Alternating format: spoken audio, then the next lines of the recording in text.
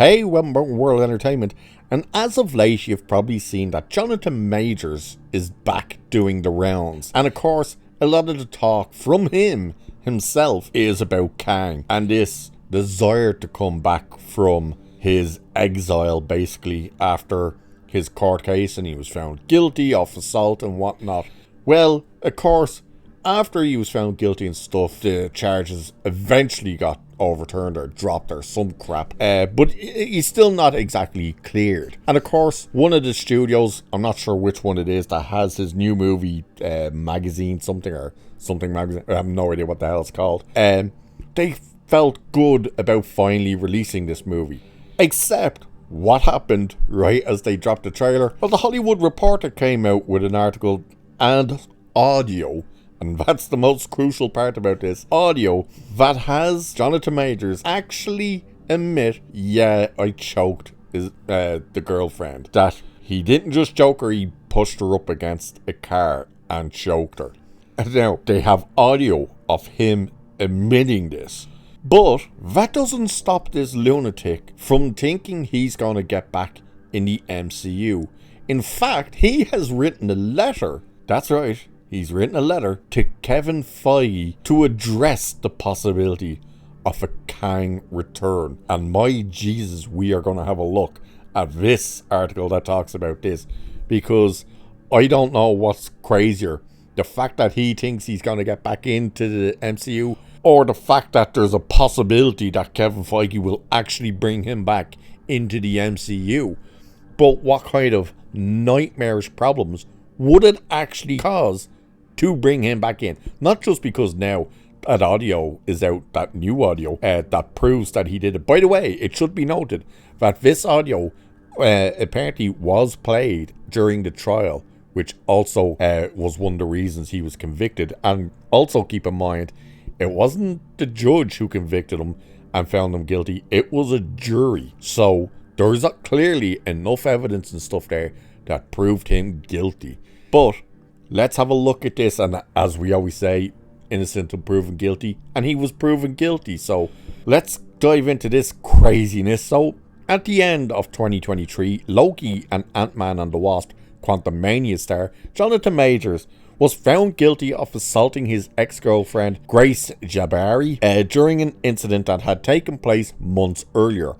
Majors maintained his innocence and continues to do so, but was ultimately found guilty and sentenced to a 52-week domestic violence intervention program. That's now in his rear view, and magazine Dreams, that's the name of the movie, so a movie which once generated Oscar buzz for the actor is finally being released later this week. Really? Well, that's about to bomb. So the Kang the Conqueror actor hopes to mount a comeback, though opinions are divided on whether Majors deserves a second chance. When it comes to his MCU role, Marvel Studios parted ways with the Creed 3 star moments after the guilty verdict came in, and has since moved on from Kang, choosing to shift the spotlight to Doctor Doom instead. Now, by the way, this is one of these articles that probably doesn't bring up the, oh, by the way, there is new audio that he admits to it. So this continues anyway. Variety spoke to Majors for magazine Dreams and asked when he last spoke to Marvel Studios president Kevin Feige. And this is what he said. I wrote a letter to him, not recently, but not too far in the past, he revealed. I just want to clear the record. Yeah, it sucks. It sucks, right? Like, boom, you get the verdict, then boom, you're dropped. But Marvel's not mishandling anything by it coming through the grapevine. Major said of his firing, I got the job through the grapevine. Kevin didn't call me and say, hey, do you want to do the movie? Do you want to be this guy? My agent called me and said it. Then an agent of mine, not my agent, got the news, turned and gave it to me straight. So I reached out to Kevin. Majors didn't reveal whether Feige responded, but did explain why he wrote to the executive, saying, I just appreciate him. I just love him. I loved my time at Marvel, and I still love Kang. I'm watching them, I see what they're doing and I'm pulling for them. If they need me, they know where I'm at. So, you're just hearing, like, the lunacy in this guy's head. Now, second chances are one thing, but when the guy is clearly not right in the head and probably actually needs help, like psychological help, and that's no sight on him, you know, I'm talking like legitimately, clearly needs it. Like, we all heard that audio of the stuff he was saying, like, he thinks he was going to be the next Martin Luther King and all this type of stuff, that the whole black race basically was relying on him to succeed and all this type of stuff, and trying to say he was basically Jesus for the black people. It was just like, this guy is nuts. Like, he's actually nuts. Then we have the history of his basically accosting women and all this type of stuff. And the fact that he's like sitting here saying, you know, oh, it sucks, right? You know, I got the verdict and boom, I'm dropped. Like, the way he's saying that, it sounds like he wasn't expecting Marvel to drop him. It's like he was expecting them to go, oh, well, look, you're found guilty, but hey, we'll stick by you and let's continue. He got the benefit of the doubt that so many others didn't, in the fact that they waited until a verdict came in. Again, Johnny Depp, boom, gone immediately, just from an accusation. Gina Carano, boom, gone, simply because of a tweet. And don't forget, the tweet wasn't the reason they fired her. It was beep bop boop, just used the tweet to get rid of her. But where's all those people's second chances? And this lunatic who is on video doing some of this stuff is on audio recordings admitting to doing this stuff, and he thinks Marvel were going to stand by him and he's going to get all these second chances. So let's continue with this anyway. So while there continues to be rumblings online about Kang's story being wrapped up, the latest from Scooper, My Time to Shine, so we'll take this with a grain of salt, is that it will be an anticlimactic conclusion. Does Majors believe they'll ask him back? And Majors said this: "It's not in my control. I see it clearly. I understand. It's a publicly traded company. You're trying to do this. You can't have this controversy around. That's what happens when this happens. I don't hold it against them. I want to make that very clear. I'm not upset with anybody about that. I'm not upset at all."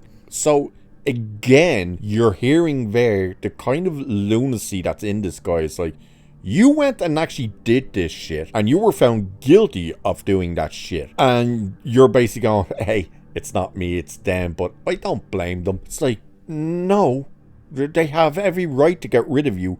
You were found guilty of doing anything. And by the way, that's the same across the board.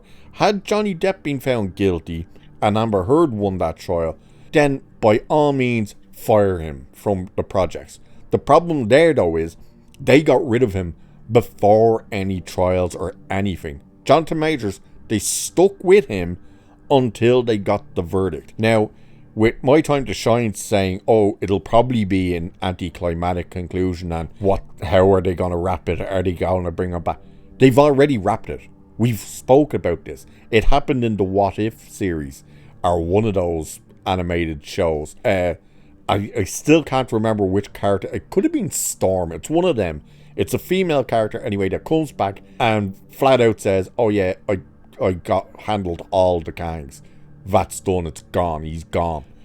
So they alluded to, oh, this one person went and managed to wipe out the entirety of the Kang dynasty. So that's how they've actually wrapped up the Kang story. But the fact that this guy is still clinging on to the hopes that he's going to get called to return as Kang. And we also saw that video from TMZ last year, the year before, after he was found guilty, when he was walking down the street somewhere.